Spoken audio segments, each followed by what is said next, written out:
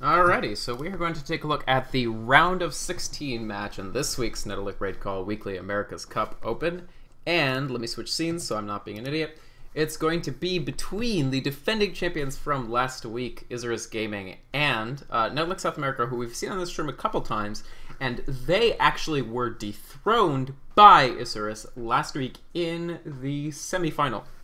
So that was quite interesting. And then, of course, in the grand final, we saw Isurus versus Ice Gaming. It was a great series. Went to 3 games, which is always in a three-game series what you want to happen. Stomps are far less interesting. And so this week, we'll sort of see if Netolic is able to come back, really capture a win, and once again sort of defeat the Isurus Gaming streak that those guys are on. And I am actually being joined by co-guester today, so it's going to be the same guy who did the grand finals with me on last week, so on Sunday, and it's going to be Blaze, and we'll get him in here in just like 2 seconds. Let me just turn on the volume properly. Can't tell if the volume is working, but whatever. Off. Hello and welcome, ladies and gentlemen, to a Netolic.TV presentation, bringing you guys a game between Netolic South America and Isurus Gaming. I'm Blaze. We also got Vikermond on here. How's it going, man? Hey, man. Pretty good, pretty good. Long day at work, but I'm ready to cast some Dota. How are you doing? For sure, yeah, I'm not doing too bad myself. Did some TPL stuff, also followed that up with VR games, and yeah, after a quick bite to eat, I'm raring to go for the next games. And I'm actually really excited to see these two teams in round 3. Like, these are the teams you'd expect to make it to the finals, but matched up so early, it'll be pretty interesting. Absolutely, and these guys faced off in the last week in the semifinals, right? I believe that is correct, yes. So yeah, so I think Netolic South America definitely going to look for some revenge, especially if they can dethrone the reigning champions of last week. That'll be a very big win for them. Absolutely. So it's interesting. Both of these teams I've casted a number of times. I see their drafting styles, and they kind of clash in a little bit, kind of respecting the exact same heroes and having kind of the same mindset going on to what strategy needs to be accomplished. A lot of them don't like to put out pressure in the first like 7 or 8 minutes, but after ultimates start coming online, they start roaming and start playing very, very aggressively. And the carries that they did get some stable farm for start to become real hard-hitting monster trucks when it comes into the team fight phase, and it gets pretty interesting. Absolutely. One thing we saw from Isurus Gaming was just they really are able to sort of take even if they're a little bit behind, they can sort of claw that back and really play solidly and get back into it, as we saw sort of in their series against Ice Gaming on Sunday. Netolic.SA, I've actually seen some very interesting drafting from in the past. I think the very first time I saw them, they went for something like a first pick Tinker, and I was like, I'm not sure whether to take this seriously or not, but in that case, that actually ended up defining sort of their draft and their strategy, and they pulled it off really well. So I find them really interesting to watch also. Absolutely. So a little bit of kind of a standoff here. We're pretty much waiting for the last band to come on out for the Radiant. They do have second pick, so whatever they let on through is immediately going to be snatched up by Netolic here. But with the Keeper Light Wisp and the Nyx Assassin taken off the board, generally speaking, you're going to be looking at either a Bat Rider, a Magnus, or a Darkseer. Magnus kind of losing a little bit of flavor this past month, and mostly just seeing more survivable heroes like that Darkseer roaming on around. Absolutely. But either way, a lot of good heroes to choose from, and like you said, Netolic can also go for some very unorthodox strats, so it could be pretty interesting whatever they end up going with. I'm really surprised by how long this reserve time is actually ticking down. You don't want to waste all of your reserve time. I wonder if they're actually going to go for the no second ban approach, and that's what they're going for. Because this is just an incredibly long time to let it tick. You won't have any reserve time for any future picks, so if you're surprised at the draft, you could end up doing subpar picks. Oh, they would go for the Lifestealer in the end. So just really going through the think tank there to try to figure out exactly what they wanted to not have to deal with here. And the carry I was on Netolic really like that Lifestealer. Respect it as a high potential hero for a lot of damage that can't be countered based on the fact that he rages on through. So players like Dezurkun and Hetunli, actually I think Haley is what he or she usually goes by, but either way, those two play in carries most often. And the Lifestealer is a very common pick for them, so taking that out is a good move. But with the Bat Rider on the board, they could either be running that in the mid or in the jungle, have a lot of flexibility with that hero, and once he moves in to farm up that Blink Dagger, he is going to be an initiating menace. So they're going to put initiation in their hands a little bit, pick up the Magnus, go for the reverse polarity skewer action, and hopefully he'll be able to find some farm himself. Absolutely. So, I mean, most likely that Magnus, I think they'll be running in the middle. And then Batrider, of course, is quite versatile. I've even seen him in a couple pro games this past week running in the solo hard lane, which is also a sort of a fringe possibility, but a possibility. It's interesting to me, the sort of trend we're seeing where, for a while, it would be very rare that a team would take any extra time in the first couple bans just because they were so fixed. But because those first 2 bans are so pinched now, there are so many heroes that are very, very high level that you want to get in there, and so few slots for them. I think that's why now we're seeing teams sort of think a little bit more about who do we really not want. Like, maybe in the past few weeks we've just sort of been auto-banning Batrider, but maybe this week somebody else sort of can sneak in there because we really don't want to see Lifestealer. We really don't want to see the likes of, you know, what other heroes, Gyrocopter or Phantom Lancer possibly. So those heroes can sort of start making a play for those slots. But now seeing this Rubik picked up really early on opens a lot of doors, a lot of opportunities for them to not only have a lot of presence in the lane with Telekinesis and Fade Bolt, but also the potential to actually steal a lot of really good spells. The Batrider Lasso isn't too bad at all. Demonic Purge the same. Disruption. And actually, pretty much that means that Netolic is going to be limited as far as getting their own kind of special ultimates. If they wanted to go for the Darkseer, for example, that could be easily setting it up where Rubik could just vacuum into a reverse polarity. And that's no good, but they're going to pick it up anyways. They feel it's just that strong of a hero that they don't want to just have to completely ignore it. And since they do have the Shadow Demon and Darkseer, I think a Phantom Lancer is generally out of the question.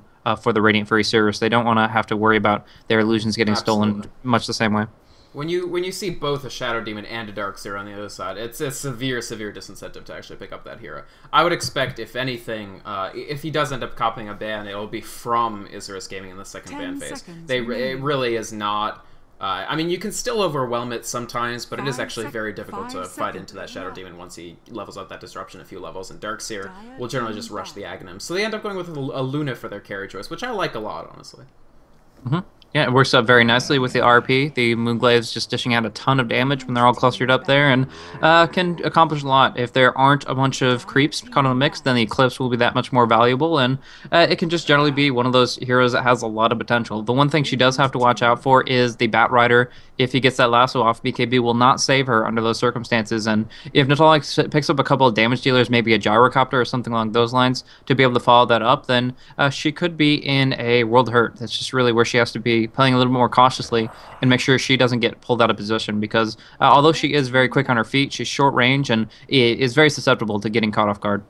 Absolutely. I have a question. What do you think about some of these bans, Blaze? Like, why do you think Undying, for instance, is a ban choice for Isurus Gaming here? Because my understanding is that Luna is considered fairly effective against Undying simply because she can, when he levels up that Tombstone, she can just level up Glaives and sort of mow those most zombies down.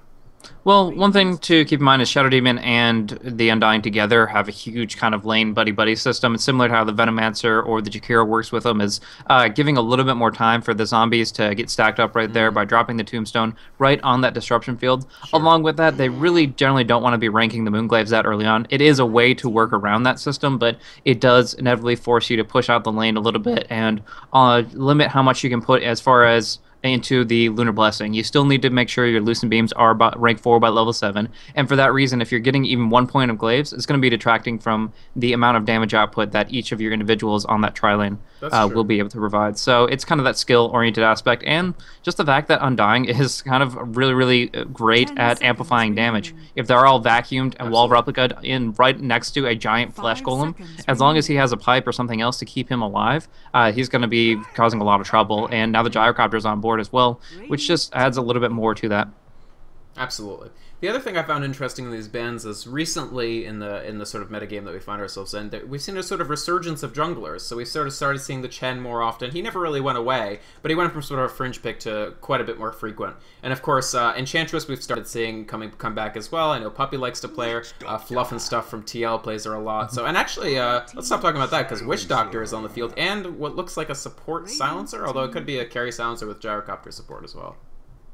Yeah, the two options that they could do for that is supporting with Silencer up on the top lane, or if they want to go for much more experience and a little bit weaker lanes, then they could go for the Batrider in the jungle and run that Silencer on mid. So that's pretty much their two different options there. But that Witch Doctor adds in a little bit of very interesting things. Silencer makes a lot of sense to counteract him, making sure that the Death Ward won't be channeled to its fullest. But beyond that, I'm trying to think of exactly what works for them the most. I think they're going to go for an aggressive tri-lane with the Luna, Rubik, Luna, Witch Doctor top, Magnus in the mid, and Anti-Mage safe lane on the bottom. Well, of course, that remains to be seen, but I think that they, of course, need to split up the Luna and the Anti-Mage. Absolutely. And either Luna's going to safe lane or Anti-Mage is. That's pretty much either one of them, I guess, I would say could work. it's much more likely that the AM will actually safe lane just because, I mean, AM in an aggressive tri-lane, it's kind of a tough situation that you find yourself in just because he really, really, really needs that farm, and he's much worse at getting farm in a contested environment than Luna is. Most definitely. So that's going to be really interesting how it breaks out into the mid game. I'm not sure exactly what they thought AM would be the best option. I mean, there are a lot of int-heroes on the board. Actually, 4 out of the 5 are Intellect based, so that's a lot of mana to burn. To Silencer, I guess. To some extent. Silencer uses his mana very, very effectively. The Glades of Wisdom, if you completely run him out of mana, he's just very, very weak as far as right clicks go, and of course susceptible to just completely getting blown up by that mana void. And of course his ultimate also costs it a very, very large chunk of mana, I think. Especially early on before he's stolen a lot of intellect. If they do end up running the support Silencer, which I think they're not going to. I think they're going to run Silencer as more of a carry position. But especially that support Silencer has got the lower mana pool. He can bust out 2/3 of that just with one cast of his ultimate.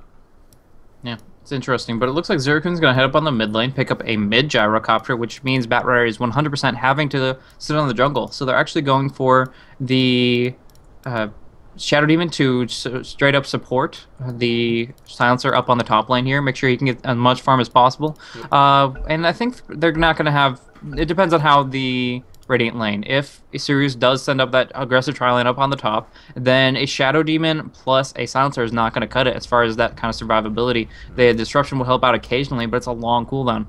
Waiting 25 seconds before being able to do that again to pull somebody out of position, and that's going to be a very, very large window for Isurus to capitalize on and really, really wreak some havoc up on that top lane. Absolutely. Now, the one nice thing for them, I feel, is that Silencer Last Word is a little more effective against Luna than it is against Anti-Mage. Anti-Mage can just respond to it with the Blink to avoid the disarm, whereas Luna has to spend a lot more mana to actually loosen Beam or get eventually disarmed by it.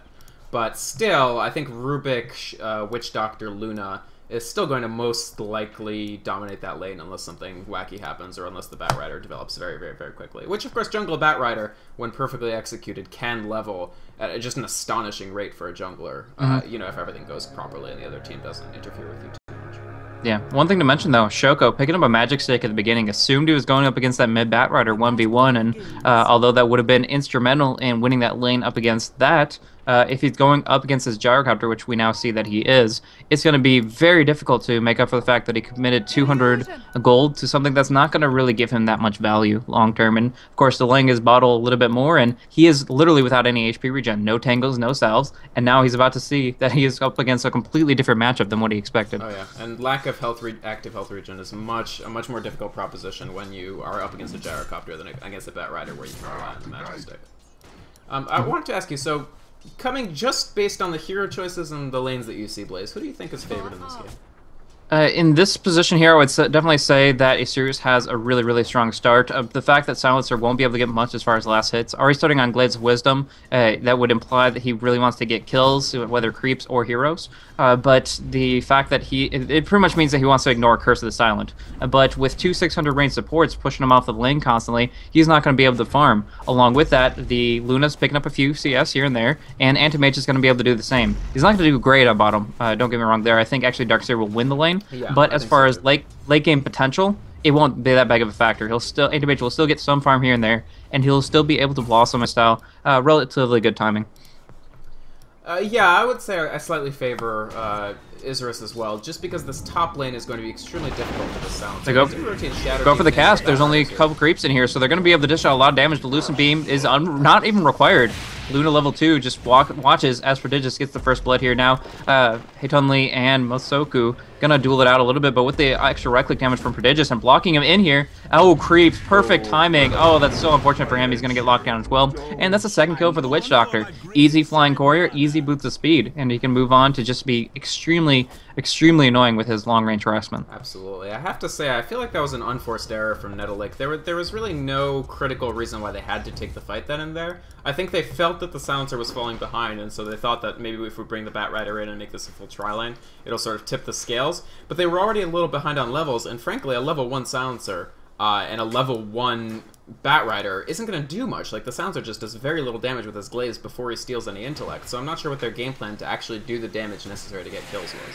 Yeah. The best thing you can hope for with that early Glaze is to use it to Orb Walk to get a couple of right clicks on in that actually don't aggro the creep wave. Therefore, you get some unexchanged hits. But with the Witch Doctor and the Rubik as mobile as they are and as long range as they are, it's going to be harder and harder for that to be accomplished. And like you said, Demente felt necessary to come up top and try to play the role of the support, but he's not a Nyx or Jakiro or any standard lane support. He's a Batrider, and that's not really a tri-lane support in any regard. Doing some damage into Prodigious, the stun will come out, and it should be enough. Bouncing back and forth once more, making sure that he is going to be pulled out of there, but the Disruption does keep him in the action for a little bit more. One more right click will do it, and Demente is going to be able to finish that off, but at the cost of his own life. Now Luna trying to do some damage here, but is going to take a lot of damage from this last word. If she pops off the Lucent, she'll drop down, and the last right click goes from Kushi.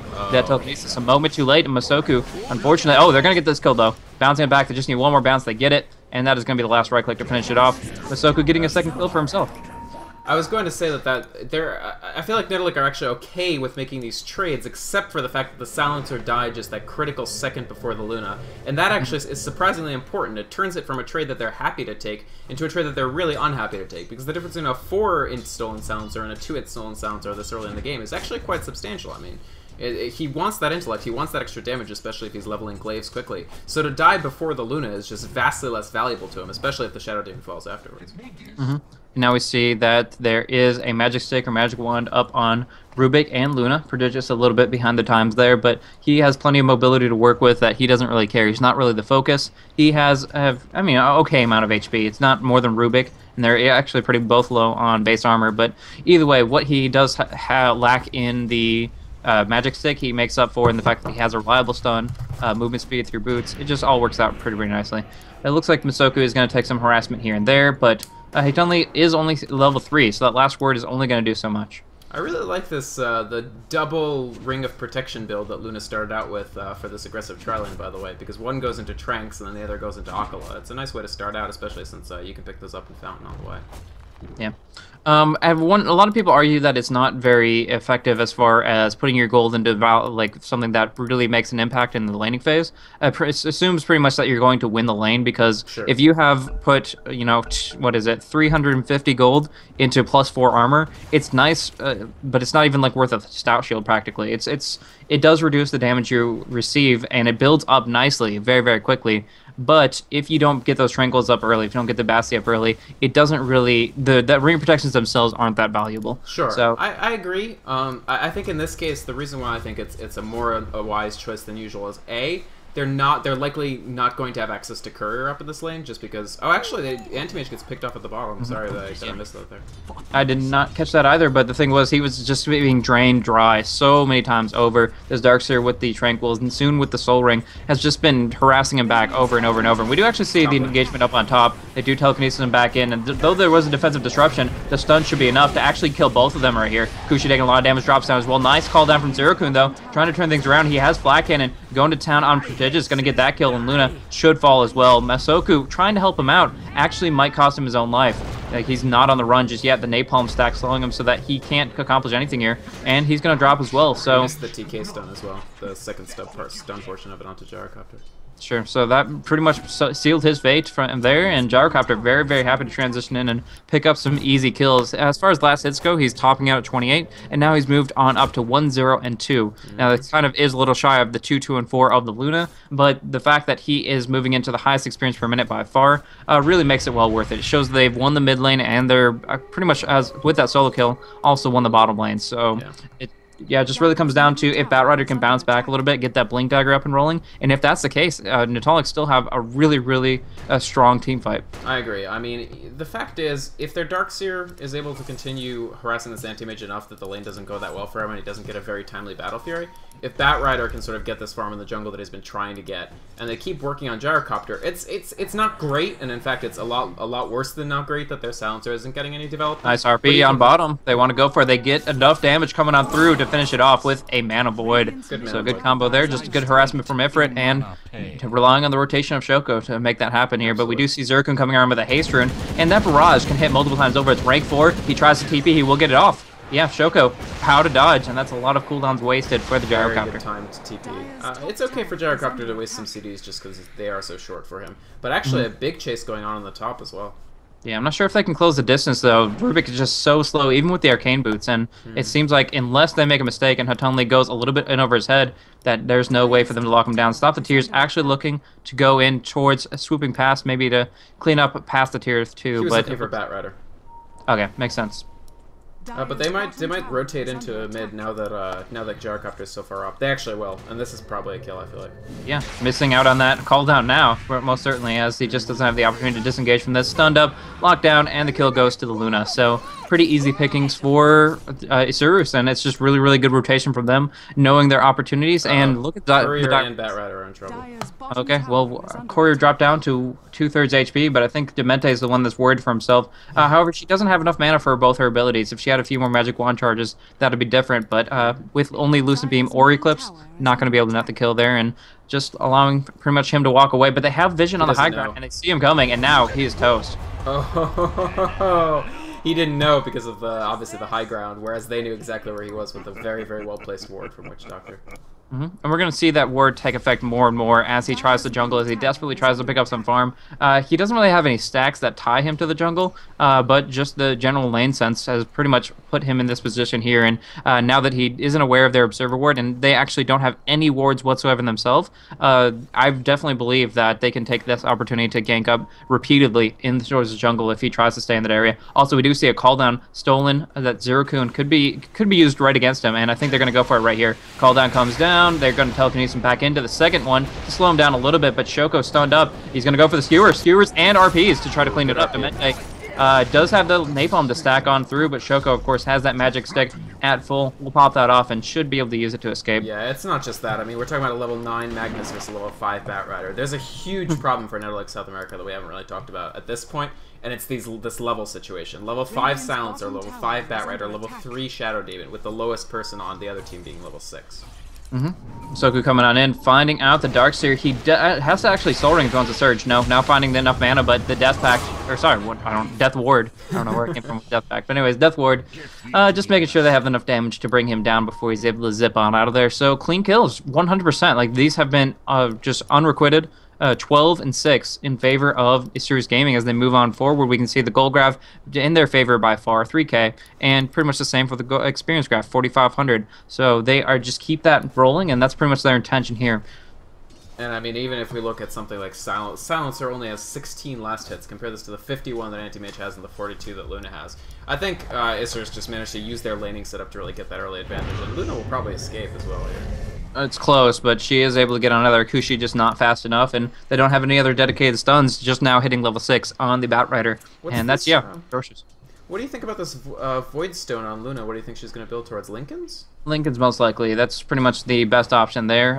Obviously, it would be going towards a Perseverance, and along those lines, that's pretty much the only one that makes sense to me. So yeah, I have seen Lincoln's first Lunas a couple of times over. I've actually suggested it in a couple of scrims that I've run, and it can be very instrumental in the right situations. A lot of times up against a Beastmaster. In this case, up against Bat Rider. Yeah. That's a good point. I mean, definitely being able to Lincoln's out that, even something like Disruption, if you don't get the lasso. Most of the single target spells that are going to come out from Netolic are good against good to stop with Lincoln's. Now, my problem with it is Gyrocopter is actually amazing at popping Lincoln's charges because the homing missile will pop it as soon as it drops rather than when it hits. Exactly, and that can nullify that kind of benefit quite a bit, but she still likes stats. She likes items that give her plenty of different agi, strength, intellect, whatever she needs to work with to keep spamming out her spells and make her damage stay online. So it'll help out, and although it's not the best item to rush compared to like a Midas, she feels it's going to stabilize her to make sure that she will be able to dish out plenty of damage on the front line in towards the mid game. Now, Netolic finally belatedly placing a good set of wards here. They're finally getting that vision of their jungle, and especially the invisibility vision with these sentries to sort of ward off smoke ganks. But it doesn't make the jungle safe, it just means they know about it. Exactly. So they're going to have to be taking care to make sure that they have good coverage in every direction. If they see a fight coming, they have to decide whether or not they're going to take it and be really, really cautious about how they engage from here because they have a good potential to go for pickoffs. Call down and the Flaming Lasso, you can pull them in further to the point that their teammates can't really come in to help. Otherwise, they're just going to get burned. He's okay. Down bomb. He's low, but he's okay. Yeah, for the moment, it seems the Darkseer doesn't want to dive too far in. He's just saving up for his mechanism and actually feels a little uncomfortable about his current position. They're all off the map, but he learns now they're all in mid lane. Telekinesis up and actually skewers him away. Kind of a mistake using Shoko's abilities. I could have finished him off with a Death Ward, but the very, very belated silence in turn kind of equalizes that out. That was a fairly useless silencer. I mean, he didn't want them to pursue, but they already weren't really pursuing. Absolutely. And we do see Stop the Tears has that Eclipse available, pops it off right there with the Ward Vision, able to clean him up before he even knows what hit him. So really, really nice pick off there. And now closing in on Demente. They get a steal. I'm not sure. Is it Napalm? Most likely. No Firefly. Oh yeah, he gets the Napalm. But it doesn't matter. It's a quick pick off. That's all he's pretty much looking for. And that seems to be across the board. Isurus is just covering the map up really nicely. Has vision all over the place. Look at the Radiant Vision specifically. They have like this trail going across, cutting on through the map, saying if you walk past this line, you're gonna get out of position, and we're gonna make you pay for it. Absolutely. And that's what's been happening thus far. Actually, looking at Darkseer now, he has that rank 2 surge, but who knows if it's gonna be enough to keep him up. Yeah, I mean, it looks like he's just a bit too far past the tier 1 tower for them to feel comfortable with that, but they're going to get mid tower after a short order. Honestly, the offensive warding, I feel like, is almost the story of this game so far, because this has gotten them so many critical kills, and really kept NTL from being able to drag themselves back into the game in any meaningful way. Darkseer walks into a giant trap here, too. Oh, bad TK. Yeah, it does put him down the cliff for a little bit. The surge expiring on that cask, and now he's going to try to turn around. The call down comes out from Zerokun, but he's already out of dodge there. Prodigious on the run, but the homing missile shouldn't be enough to do it. Only rank 1, and from there, Misoko just trying to stay in the action. Demente gets some good vision. The disruption actually is from Rubik himself, so that's a really nice maneuver there, but Shoko doesn't have that RP for 24, and so they're just kind of throw insults more than injury at the opposition here. It's pretty much Luna that has to really commit to something like this. These Witch Doctor stuns are doing a lot of work here, by the way. This is the hero that we see very, very rarely, but I honestly think in the current meta, he's got certain value to him. He's so good in that 5-man context, because you know that that stun's going to bounce. You know that that heal's going to hit a bunch of people. Absolutely, yeah. No Maledict build, by the way, which is very intriguing. Yeah. Actually, is he going for stats a little bit? That is +4 stats. Yeah, he has gotten stats twice over. Just going for a little bit of heal here and there, but wants the HP and intellect values to support it. It's a pure 5-man build, like not caring about the solo ganks because they already have the damage. They don't need the Maledict to kill a particular target. But what they do want is a Witch Doctor that stays alive. All down comes on through. Zerokun wants some action, wants a piece of this, but actually they're just falling back from there. No, going for RP. Hits on 2. Silencer caught in. He does have that global silence. He gets defensively disrupted. They can try to turn this around here with the Wall of Replica Vacuum and that silence together, but the RP, not enough mana for that Wall of Replica. So he didn't have a Soul Ring. If the Soul Ring cooldown had come up just a second earlier, he would have actually been able to put up the wall. Now it's a level 1 wall, so honestly it's not as backbreaking as level 2, but still. Alright, so we do go in with all this movement speed. They're willing to just commit to jumping in and right take the tower. Yeah, they do have Eclipse now. Level 1, but still. Also, this Anti-Mage has been farming away. Ifrit picks up his Battle Fury, and it's a relatively well-timed one. He has been farming away, sitting at 106 CS himself, and he's been fairly ignored by Netolic. It's just the position that they're in. They have to constantly worry about the other 4 heroes that are constantly roaming around and playing aggressively, to the point that they can have this, back burner farmer, this guy that is just stand in when they need him, he'll be able to fight. But for now, he's just happy to build up his arsenal and go for the late game. Yeah, absolutely. It's the great strength of this 2-core play with the Luna and the AM. If you can make the Luna a big threat with that aggressive tri-lane and really make that 4 vs 5 threatening for your opposing team with some well-placed early ganks, they almost have no choice but to sort of, I mean, it's sort of disaster management. Like, do we try to deal with the Anti-Mage at the cost of having our entire rest of map rampaged on, or do we try to deal with the Luna? Exactly, and obviously they're trying to deal with the Luna, but it seems to be pretty much no avail. Ifrit is taking that tier 1 tower down on bottom. Luna has only died twice over and feels very confident about her current position, despite having not picked up any items recently. On the courier, we see that ultimate orb, and she's going to be able to get some nice durability, but she really can't do too much here. It looks like Misoko is actually going to survive through with 10 HP. Pretty impressive there. The Death Ward doing a lot of damage, but finally getting the disruption and the call down on top of Prodigious and Stop the Tears. So they're going to be taking a lot of damage. It looks like Prodigious will fall, as well as some incidental damage, bringing down the hidden Rubik, buying back in. Luna gets a kill on the support, but in general, this was just kind of a massacre they didn't need to take. They were in a very, very terrible position, just overconfident in mass, and Shoko now pretty much exemplarizing this exact same thing. Rubik coming on through to try to help him out, but he's already in this spot, 1 versus 4. Does not pass the just gets lassoed up instead. Big Damage coming out through, gets double RP, but he has to run. He has to get out of here, but the Napalm won't let him. One more Napalm will make sure that he's... Oh, it's actually just the last word to finish it. And now they're just finishing it up. This is 5 kills in total, none of them on the Anti-Mage, but with a buyback, look at how much gold Rubik just lost. He just went from... let's see, he died twice over. That is 240 gold for unreliable gold per death, and he bought back with 450 reliable. So that adds up very, very quickly. That's ridiculous. Quite a bit of intellect for Silencer. Finally lives through a fight and manages to pick up some 6 more int for him from that fight, basically. Yeah, that's insane. Really, Gyrocopter is the good news here. 2 times he sort of bailed his team out from being in just a complete disaster of a situation. So their good news, I think, starts with the Gyrocopter. It starts with him clawing them back into the game, and ends hopefully with Silencer managing to actually, you know, get a big int stack. Yeah, another instrumental part of that was the mechanism that Darkseer was able to acquire despite all the ruckus that's been going up on the top lane, and therefore Ztalk was able to support his team very effectively, make sure that they were able to stay alive throughout that fight, and of course if they're not dropping down, then they can just continue to pick them off one by one. Yep. And that's essentially what happened there. The cooldowns are coming back up now. Anti-Mage and the Witch Doctor have their ultis up. Luna's in 1 minute, and Magnus's in only 35 seconds with a Blink Dagger now active. But the question is, how will they engage, and will they kind of rectify the issues they had in that last fight up top? Yeah, I mean, the fact is, just to take the other position, as bad as that fight was, and it was very bad, it's a fight in which they spent so much time killing, and sure, they killed Isurus, basically all killed them, but they didn't all kill the Anti-Mage. And now we have an Anti-Mage who's very, very close to Manta. He's about, I think, 2 minutes off from it. And once you have an Anti-Mage who already has a Battle Fury and a Manta inside of 21 minutes, that's going to be a whole new dimension once they actually add him to the fights. Absolutely. And that's going to be pretty much putting them in a position where they can burn down a lot of mana extremely quickly. And if Choco gets just 1 good Blink RP, it's pretty much spelling disaster for all of Netolic. They can focus down the Darkseer, Manta style to burn down his mana quickly, get a Mana Void right when it's about to end, and by that point, it's just too much. They've dropped down, but actually we see a Silence Vacuum, beautiful Wall of Replica as well to cut off the exits, and that is just too much damage coming out to call down, setting it up, and from there they just kind of wombo comboed it, stopped the tears, trying to hold the line, but no, just getting lassoed right back on in, and he is completely toast. Looks like Choco's going for a big RP, but he's all by himself. I hope he does no damage follow-up means he's just wasted his time. Yeah. And yeah, he's gonna drop down as well. well. Wait to RP until Anti-Mage gets here. Okay, it's good that he saved it, honestly. It would have been really unwise to use it. And that's another 8 stacks for Silencer, by the way, so critical kills. He is building towards Rod of Aoi 2000, which is certainly an interesting choice. Yeah. But I think it will be effective in this regard. It gives him some nice raw HP, some powerful intellect as well, and it's not if you can slow down, I mean, it sets up Lasso very, very well too. If you can slow down the Luna when she's running before she actually gets that BKB, or even, you know, pop it with Homing Missile, then slower than Lasso her, that's a shutdown Luna on that fight. Yeah. Yeah, either way, no matter what you end up doing, whether you take the Lincolns on cooldown based on the Atos or use it to set up other things, it's just really going to be powerful. They're all about movement, whether it's the Magnus trying to close in a position for a good RP or the Luna just trying to stay close enough to keep that Eclipse rolling.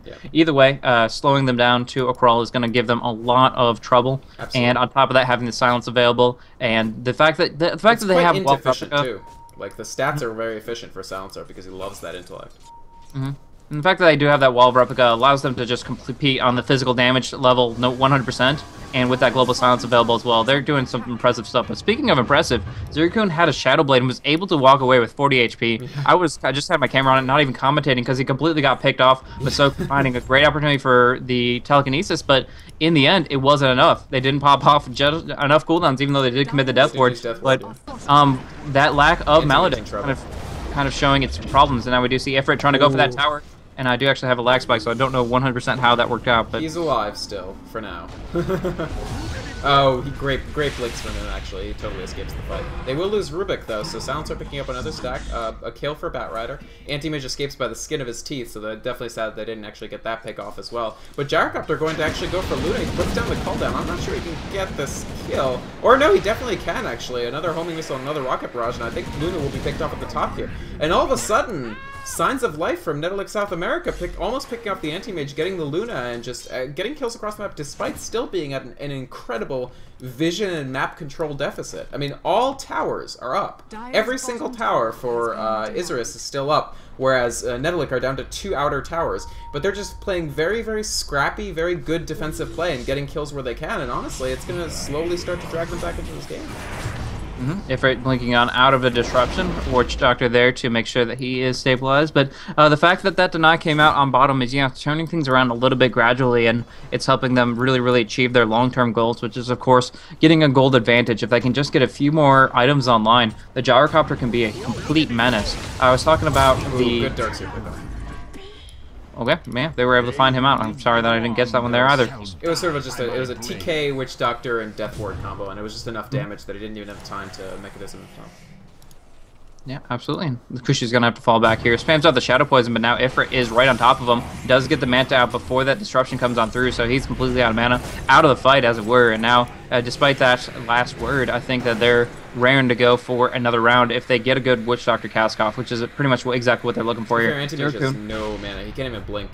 They probably don't feel like committing if they can't blink out with the Anti-Mage. Yeah, they have to go for Shoko for a big RP right here. He's going to have to secure. No, perfect silence. Katunli hits the best global silence. That would have been at least a triple polarity, but completely interrupted. And pulling on in. Ifrit still has plenty of HP to work with, though. One more blink available. He'll be able to farm away one way or another. Probably looking for heroes, but with this next disruption, he's out of mana. He gets hit by his illusions. Yeah, he's getting purged up. Can't cast a spell. Will get hit by this last word, disarm and silence. Too much damage coming on through, and just one more Shadow Poison. All they need, they get it. The kill and silence are critical for them. He buys back immediately, but this Magnus is going to get picked off on the way here, no question. And they still haven't used RP. Like, they've missed several teamfights now where the Magnus just hasn't found a good opportunity. And, I mean, we have to say, Netolic, great positioning to avoid that. Yeah, but and could be seeing an RP. It goes for the Eclipse. Going to be able to bring down Kushi, looking for Hatunli as well. Without a Force Staff, you just can't get away from this. Has to use the Atos, but this, Lucent Beam will not connect. Doesn't have the vision. Will get just forced away. And so Hatunli survives for the moment, but oh my gosh, that Shockwave could have hit him. That would have been very, very impressive. Either way, though, Shoko does pick off the Bat Rider, just with the help of the Rubik to kind of close the distance there. But like you said, they haven't used the RP. They haven't really gone for a full 5-man team fight. They're playing all around in different departments. They're kind of going in to have one person split push over here, one person to gank pressure here, and although they occasionally get a pick off with 3 people going up against 1, as far as their 5v5 comes down, and Netolic have just been really, really fallen by the wayside. They haven't been really committing anything, and they, of course, have been, unfortunately, on the receiving end of most of this damage. I mean, Isurus paid 2 buybacks for a Bat Rider kill there, which is not a good bargain by any means. Now we see a vacuum. We are looking for a wall. Not going to happen just yet, but Cask will go on through. A lot of damage coming across, but Soko gets a vacuum himself, but puts it on nothing. Good point. Where was the wall there? I'm surprised they decided not to commit to that. Yeah, now they're going in, though. Demente pulling back in. They find South of Texas. Here comes the RP on 2. They don't have a wall just yet. They still have a mechanism up, though. Pop it off immediately. Everybody's still up. Stop the Tears will fall. Now looking for more. They have a lot of vision, but the Cask is such a nuisance right here. Popping off the Shadow Blade. Oh, Force Step. Nice. He is here, but unfortunately, they need to... they get it. They get the back. Good back. And the disruption to make sure he's close enough in proximity. Masoko, last word is going to be pretty much it. Very, very good play for them, although I'm still befuddled. Why no wall? They backed 3 people together 2 times. They could easily have put down the wall and gotten a couple more kills, I feel like, especially on the Magnus, who does have Blink Dagger, it must be said. He could start building towards Refresher if he so felt like it. Although, frankly, trying to get a second ultimate when you can't even land your first ultimate is kind of cheeky as well. Yeah, it's kind of a limiting factor there, and I think they're relying a lot on the Rubik to kind of get that initiation going. And although we got the vacuum then, he immediately cast it on dead air, so I'm not sure exactly what to think about that. But we are seeing an Ogre Club picked up by Magnus, presumably for a BKB, allowing him to stay in the fight a little bit more. Actually not have to worry about all these pesky disables, the slow of the call down, etc. We do see, however, this tower taking a lot of damage, gets last hit by the silencer. So yeah, what they were doing really well was picking off the silencer again and again early, but he hasn't died in ages. He's up to 26 stacks, and I mean, let's be fair. Netolic need this silencer. Like, they can't just rely on... Even a Gyrocopter who gets a ton of farm and a ton of kills isn't going to outcarry Luna plus Anti-Mage. Like, that's not a thing that's very likely to happen. But the fact that Isurus are looking so sloppy, like really uncharacteristically sloppy in these engagements, considering the play we saw from them last week, worries me for these future engagements. Absolutely, yeah. Their silencer is going to keep on steamrolling through a little bit at a time, and whether he gets it through gold or just through witnessing kills and stealing of that intellect is going to hurt Isurus quite a bit. They have 2 intellect heroes. They have the Witch Doctor, they have the Rubik. That's a little bit of damage taken down each time, and of course that's less ability to spam out their spells. I mean, Witch Doctor's running treads for crying out loud, and if he doesn't have enough for his high mana cost abilities, then it's going to be very, very difficult for them. Of course, not running Maledict helps them out a little bit in that regard, but he also means that he doesn't have the opportunity to skill up his healing ward anytime soon. And we do see smoke come out. Oh wow! Smoke won't do anything. They have 6 sentry wards. Oh well, they have quite a few sentry. Wow, I feel blind to that. Like I don't even know what is going on there. Wow, big Demente going for that pickup though, finding out a Frit, and they're actually going to be able to bring him down and take the rush for themselves. So Gyrocopter takes the kill on Anti-Mage, Dire take the kill on Roche, and the Aegis is still on the ground. Where's the Aegis? Silencer has picked it up, so we're waiting for the flame to clear a little bit, but not a big deal. That was another surprisingly sloppy play. Anti-Mage picks up Basher. He can solo Roche, but like he knows that they can probably guess that he's somewhere on the map, and he just sort of stays there, doesn't even blink out when he initially sees Gyrocopter. He's like, no, I can finish this. Well, what did you think? Nice cast coming on through. Prodigious taking a lot of damage, though. Eclipse comes off their Zerkun, completely shredded here, looking for an RP. Get it. They get 2 double RP, and Shadow Demon does nice defensive disruption to keep Silencer active, but it's only going to do so much. He has that Aegis, but it's going to probably be exhausted right here. One more Lucid Beam to keep him locked down, and yeah, he's definitely going to go down the grave here. They both clean that up. Last word to get Linkens and not use the Aegis.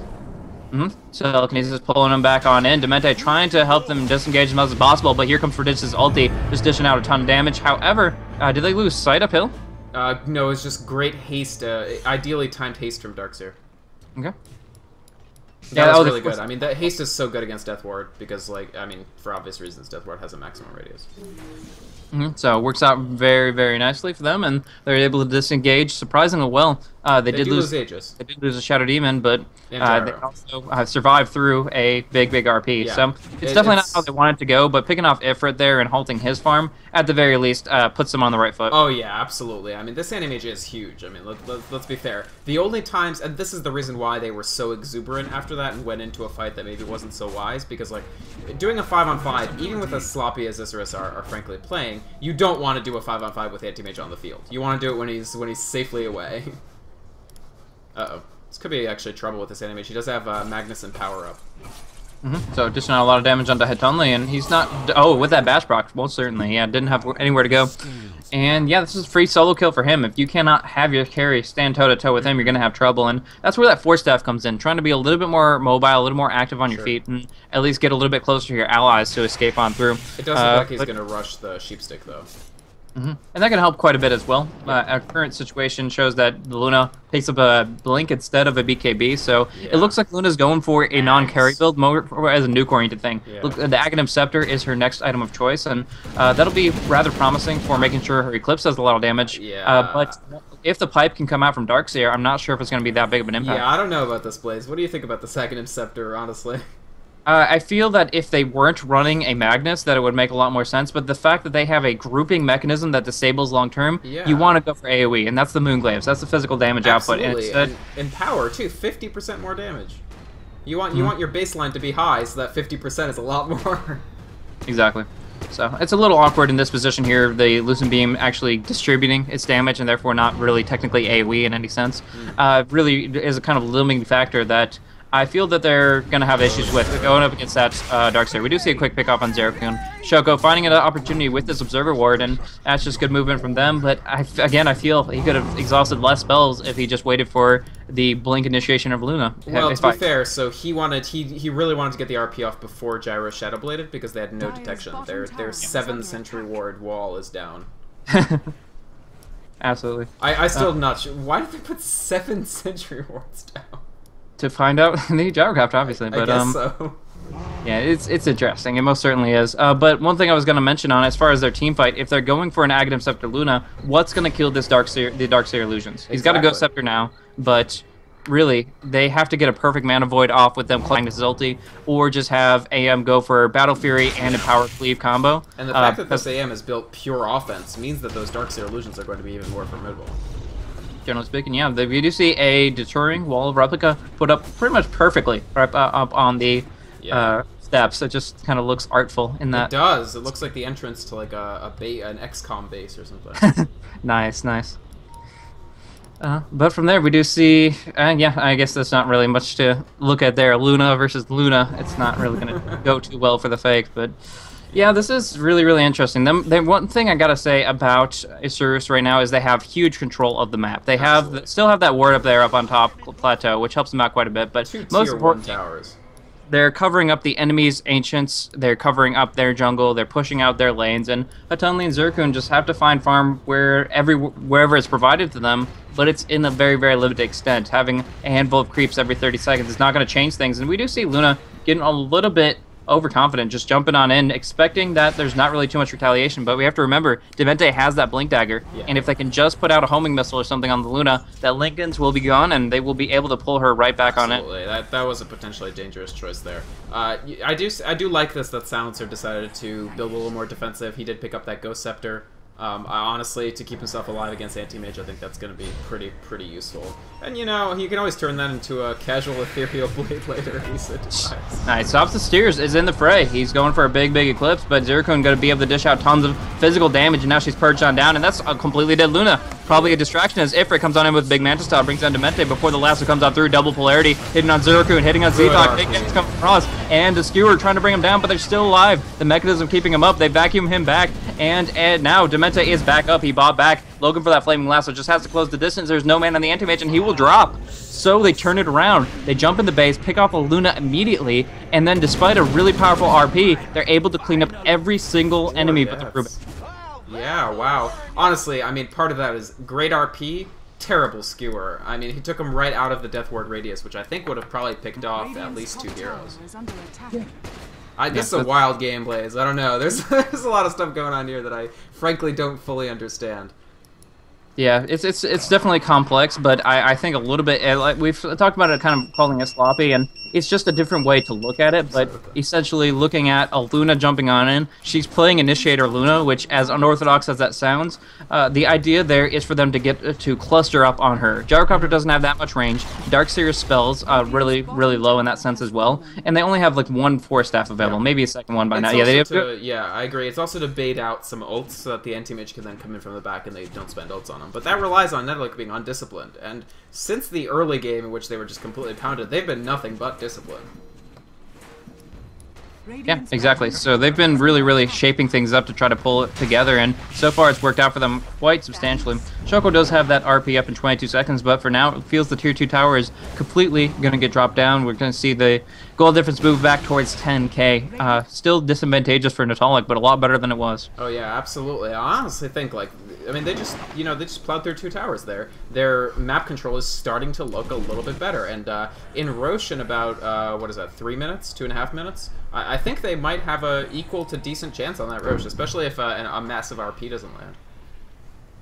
Absolutely. And the Witch Doctor is still level 12, so the interesting thing about Witch Doctor as a support is level 16 is so incredibly consequential for him relative to other supports because of the bounce on the ultimate. Like, it basically, you go from an ultimate that deals like a pretty decent amount of damage to an ultimate that deals over like 2.5 the amount of damage it was just dealing.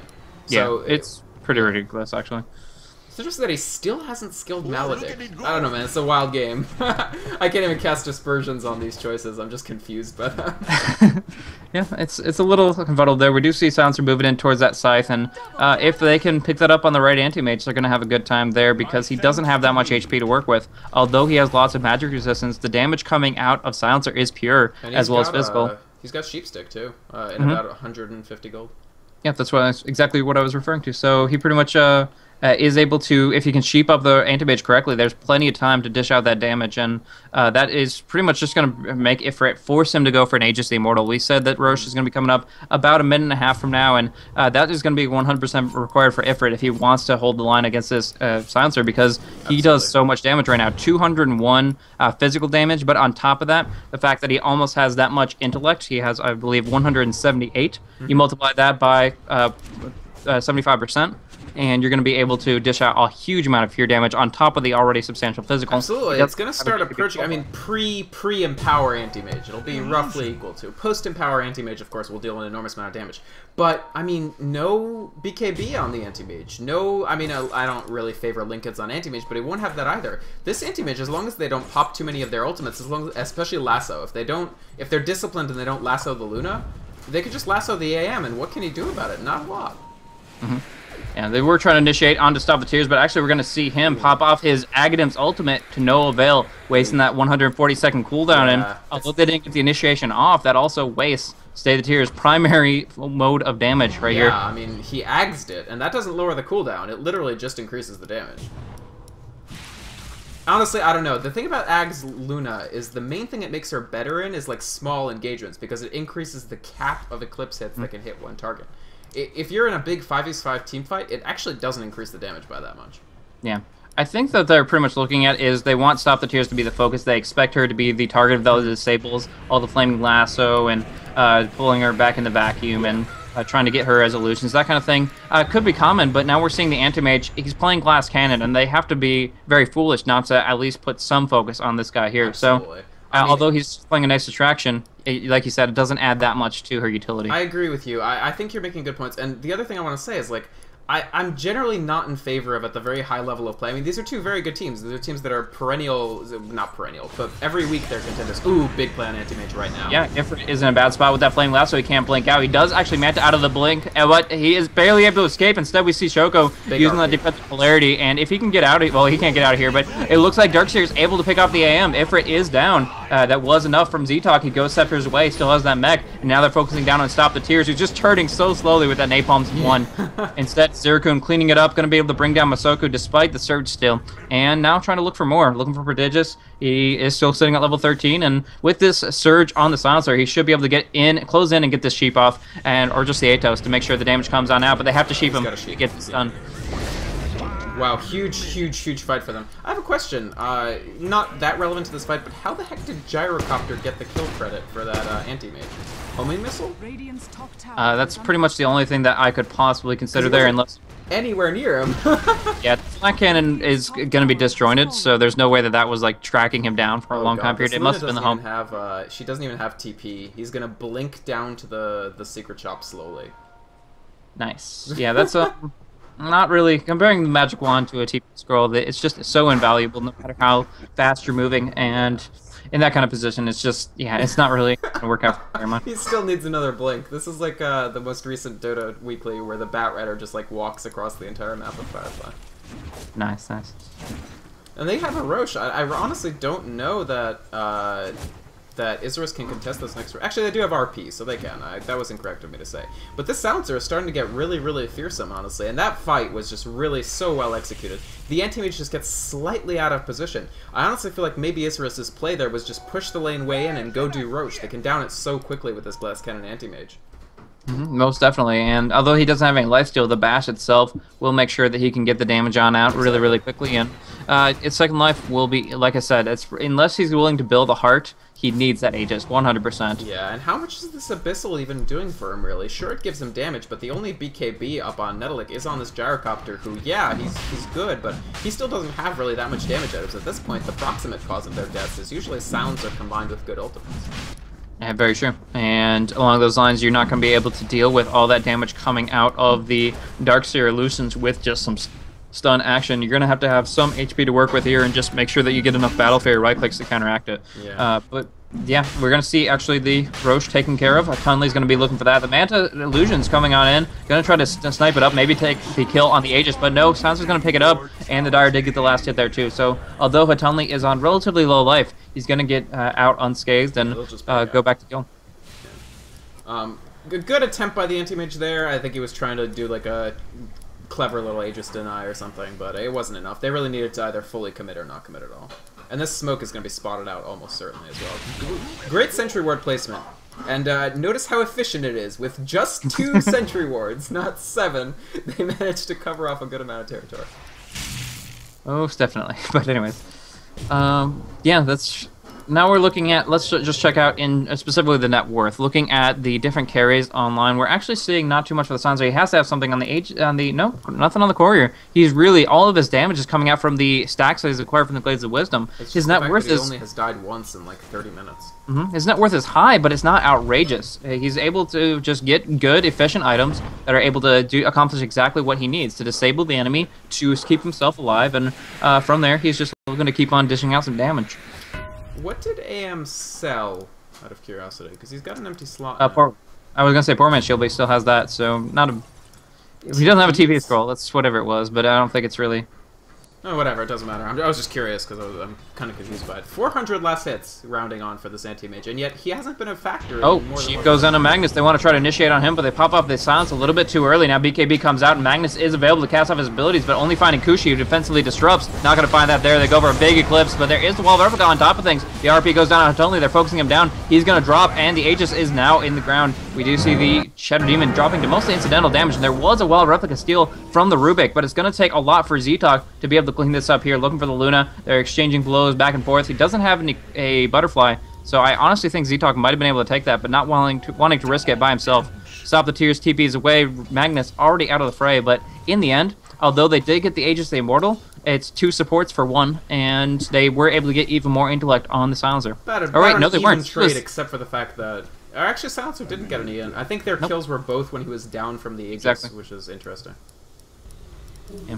So, good steal by the Rubik, stealing up that Wall of Replica, pretty much doing exactly what he needed to in that fight, but without getting a big RP. The positioning of Netolic would not allow them to get a multi-man RP, and from there, they had to just make their focus, make their decision, and they went for their damage dealer, Hitanli. It was a good call, but it just didn't pan out for them because of the lack of damage output from Luna alone. She does a lot with that Eclipse, but as you can see, even like 3 Wall of Replica spawns completely helped dissipate that damage, so there was really not too much to be accomplished. We do see Zerokun completely out of position here as Ifrit just jumps on him and is able to burn him down really, really quickly with his Mantle Illusions. So using his Abyssal, using his Mana Void to make sure he can't TP out, there's really not too much more to say about that. Gyrocopter out of position and kind of foolish not to have enough for his Shadow Blade at the very least. Yeah, definitely a mistake from him, and a critical kill for the anti-mage, who is finally building some survivability. He's building towards Heart. This is very, very, very important for them. I mean, we've been talking this entire game about how anti-mage needs a little bit of survivability, and I think Heart is a good step towards that. Because just a BKB wouldn't protect you from the lasso that you're copying in every team fight, and just a Linkage wouldn't protect you from everything else like Darkseer, etc. So the compromise position is let's pick up a Heart, and let's just, make sure we survive. The flip side is, of course, that now his illusions will be from Darkseer and Shadow Demon will be even tankier. But, I think it's a trade he's okay with taking. That last team fight, I really don't know. I feel like both teams sort of... I'm not going to say they made a mistake, but they both could have come away with a huge advantage, and instead, at the end of the team fight, it was just sort of, eh. I mean, I think Isurus are happy because they took down an Aegis and a support in exchange for 2 supports, which is a decent trade.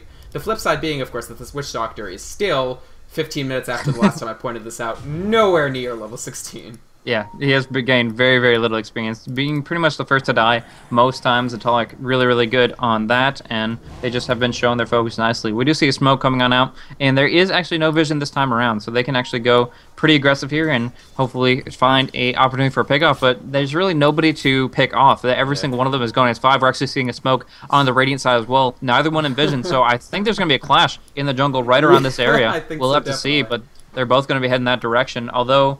they're still holding it on the courier. There we go. Okay, Dire are going to be moving in, but are they going to go in the enemy jungle? If they do that, oh my gosh, this is awful. So for the next minute, we're going to watch them walking around being super stealthy, sneaky, raring to go, using their individuals as bait to try to catch something off. But I'm curious to see if Netolic wants to go for this anti-mage. He's the one that's visible. He's the one that they could actually make something happen for. They're going to go for the flank. This is going to be something big. The opportunity, they're really could catch them off guard, but they don't know what they're going up against. And it looks like they're still not going to know because they're heading back on into the jungle. But now, crossing past Kushi and Masoku, they are fully aware of this. They're going on in. Big damage. The Eclipse does hit off before the silence, but Masoku drops immediately. Gyrocopter doing big damage to stop the Tears, finishing him off. Demente pulls back in. Choco need to burn him down before the RP, and they do. With that, Ifrit is all by himself. All by himself. Brilliant. Yeah, and now Ifrit is going to go and do some damage to Hitanli, but even though his Ghost Scepter has expired, he can just surge on away. Oh, Bash comes out. He gets the Bash, he gets the kill on the Silencer, and he will be able to just blink on away. Silenced up for a little bit, but he has that heart. He's so darn tanky, and he will be able to just blink if he tries to, but instead he actually turns and fights. Not the Might have been a greatest mistake stack. because of that napalm, but he's still alive for the moment. Dementi coming in, gets another napalm stack. Will be able to stay on target, but they don't have a homing missile It won't to close the happen. distance. Silencer, good usage of Ghost Scepter in that fight, honestly. Kept him alive longer than he otherwise would have, but the buyback ends up doing absolutely nothing, so I'm not sure. I'm not sure the buyback was actually that great of a call. I think actually they would have brought the Anti-Mage down if the vacuum had hit in such a way to move him into the Darkseer wall for two reasons. One is that the Anti-Mage Illusion would be very tanky and strong and would be able to hit him, and two is that he actually wouldn't be able to blink all the way across the tree line to the Secret Shop. Yep, pretty much just pulling him out of position, burning his mana down, and if that had happened, if he just got walled once more, that would have been very, very destructive for him. But in the end, although Netolic seemed to take a really good fight, they did buy it back, and Zergoon is taking a lot of damage, but Ifrit is being lassoed up. Big damage coming out of the Witch Doctor's rank 2 ward, though, only doing so much. Ghost Sceptered up. They do get a steal. Masoku picks up a flat cannon, but not enough. With a double RP, Tunley's going to take a lot of damage, but is going to be surged on out. No, bashed up. Really, really huge good kills. Huge. That's both core heroes down in the ground. The buyback is on cooldown for the Silencer, and Gyrocopter needs 30 more to be able to pull out of Kushi taking too much. Will be dropped down himself, and it's just going to be Z-Talk zipping on back to base, but they are very, very susceptible to being dropped down here. This is scary, yeah. I mean, this Anti-Mage could roll over them right now if he so desired. He's going towards Butterfly as well, and that's going to be pretty big for him, honestly.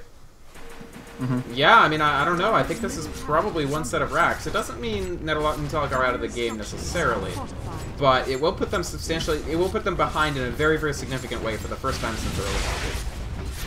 Yeah, most definitely. I mean, you see some exchanges back and forth. The Wild Replica does come out, but it looks like Darkseer is going to be the one bashed down. All out of mana now. He does pop a nice vacuum, but he's actually Good that's escape.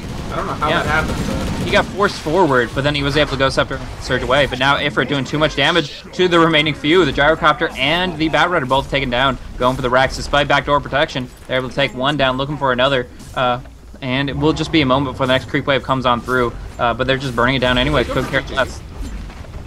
Maybe. They're going to definitely try. I mean, they are not up against a Wall of Replica for another minute, and all Silencer can do is just send in some big right clicks. And though there is some nice vacuum action, they're going to have to micromanage their Ghost Scepters immensely well. Stop the Tears taking a lot. Pop up the Global Silence, going for Shoko, but he BKB'd out of it, so he's able to at least get a skewer off. Now taking too many right clicks, that, or not. They kind of leave him. He blinks away. Wow, those blink daggers.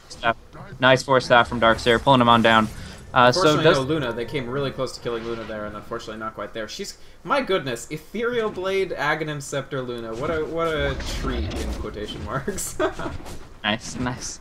Well, they wanted to supplement their magic damage. They decided that they wanted a Queen of Pain that could work in a tri-lane. So yeah, exactly. As long as you're going pure magic damage Luna, I mean, why not? Might as well go the Blade. Good against, I mean, honestly, good against Gyrocopter if he's not BKB. Definitely good against Silencer. Doesn't even have a BKB. You can't attack him with the Anti-Mage for that period, but neither he can't attack either. The one thing I want to note, I wanted to point this out about the last two team fights. Unsung hero, Masoku.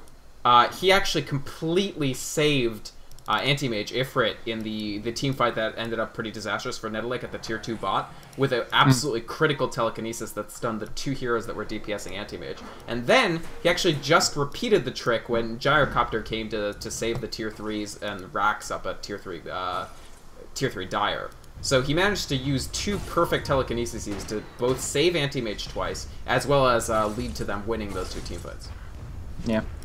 This is getting to be a very interesting game, moving in towards the 50-minute mark now. I mean, this is only round 3. We're gonna do we're supposed to do 2 rounds this today specifically, but I guess it'll be pretty much whoever wins this one will proceed on into whoever they're facing in round 4. But this has been very interesting so far. This is again a best of 1, so whoever takes this will proceed on through with the tournament. And Roche is about to respawn. This could be critical. Every single ultimate is up except for the Global Silence. 30 seconds away on that one, and his MKB is also very, very far away. Yeah, so Silencer, without any buyback available, I think the cooldown's off, but he bought that Javelin, and he's not going to have... He's actually just barely over 1,500 gold short. So that Javelin pickup pretty much making sure that he cannot buy back in this exchange. And that might just cede the Roche to them outright, because I don't know if they can. I don't know if they can actually get this Roche. Could vision by Kushi to Shadow Poison up, and they know what's going on, but to retaliate is pretty much impossible. The cooldown comes out through, but big damage from Ifrit. Jumping up back, he already finished off the Shadow Demon, and although the silences come on through, the bash might be enough. Trying to finish off Zurkun. They do get the Sheepstick off. Oh, did he cancel it? Yeah, he canceled it. No, he full flubbed it 100%. Oh my gosh. Now, there is big damage coming on Z-Talk. He is very low on mana, but Ghost Scepter Surge away. Demente dropping down quickly with that BKB. Doesn't have a blink for 5 seconds, but just walks on over the cliff, and there's nobody to pursue. No! And I don't know if it factors in that hard, man. Anyways, Demente taking some big damage from the Mana Void, and now he's surged away, so they're just kiting him up. They're saying, okay, well, we'll distract you from Roche this entire time period, and now Zero can dish out some good damage onto Ifrit, but he can't do it alone. The Homing Missile does quite a bit of stun damage, and here comes a Flat Cannon across, but it's still, Ifrit is so darn tanky. Takes a tier 4, and they'll just turn to the racks. There's no fortification. Flame Break pushes them back for a moment, but they have enough. They can just right-click it down, and that's going to be the game. Yeah, the Silencer just too terrified to go in there, which, I mean, he could have died very easily, but instead they just lose their Isha. And in the end, I mean, Anti-Mage just too big, right? The only other funny note is that that Courier was standing there waiting to smoke them. They were going to do the Courier smoke trick, where the Courier actually casts smoke on your team, but then the team fight started and they just forgot about it. They were like, whatever. Poor Stumpy. God, 703 GPM. I mean, that's a tale of... Netolic got so close to just overwhelming the fact that the Anti-Mage got 30 minutes worth of free farm, but in the end, mostly just a cautionary tale about how you shouldn't give Anti-Mage 30 minutes of free farm. Exactly, exactly. Comes on out, and Mage gets the Battle Fury, and despite having a couple of issues at the beginning up against Z-Talk on the bottom lane, he comes out all the better for it. They just weren't able to get him in that wall enough, and instead he dished out tons of damage, caught off Kushi immediately, and followed up very nicely. So although the Ghost Scepters were effective in cutting him up multiple times over, he was still able to stay on top and keep that blink rolling, so that when it came down to it, when the Ghost Scepters faded and the Disables were on cooldown, he was able to stay on target and finish him off. So nice action from him, and, you know, Abyssal, Butterfly, Heart, and Manta Style. No-brainer that Ifrit was able to carry them to victory. Yeah, I mean, honestly, for more than half of that game, I was more impressed with Netolic's play. But the problem is, the parts of the game that were less impressive were just critically difficult for them. The Silencer started so far behind that even though he participated in a lot of fights, I mean, you made a very good note where, like, even after they had been dominating for a while, I think we both sort of assumed, oh, Silencer must be huge by now, and he just wasn't. And that's because he had, like, you know, at 15 minutes into the game, he barely had 15 last hits. So even if the next 20 minutes go great, I mean, that start just slows you down so much. Versus the Anti-Mage, who, I mean, obviously was just roaring out of the gate, even if he did die once or twice. Absolutely. Now we're going to see, presumably we're going to see Isurus Gaming go up against their opponent in the next round. I actually haven't checked the brackets as far as what we're going to be casting up next, but I'm pretty sure that this is the only game that ran that long, so that would be the one that's available to us that we're going to proceed on through, you and me, if you're up for it. Yeah, absolutely. Cool, cool. Well, I'm going to end the call for now, but thank you guys so much for tuning in, and thank you, Vikermon, for co-casting with me for this one. You want to plug your stream real quick? Absolutely, yeah. So people can check me out if you're interested. I take a slightly more, not beginner-oriented, but people who sort of want to hear about the strategic side of it, like what a team is actually going for at a broad level, including people who are maybe less familiar with Dota. So that's what I typically do on my own stream when I'm co-casting. It's more, you know, free form. So that's twitch.tv/Vikermond, VYKROMOND. And it's the same on YouTube if some people don't like Twitch for whatever reason. I disagree. I think Twitch is great. Anyway, thanks, Blaze. I'll see you in the next round. Absolutely. So it looks like we're going to see Isurus go up against Stan Gaming, and yeah, see you next game. Fantastic. All right, folks, I'm going to take a very, very quick break, like extremely brief because that was the longest game, so we're going to be jumping into another game pretty soon.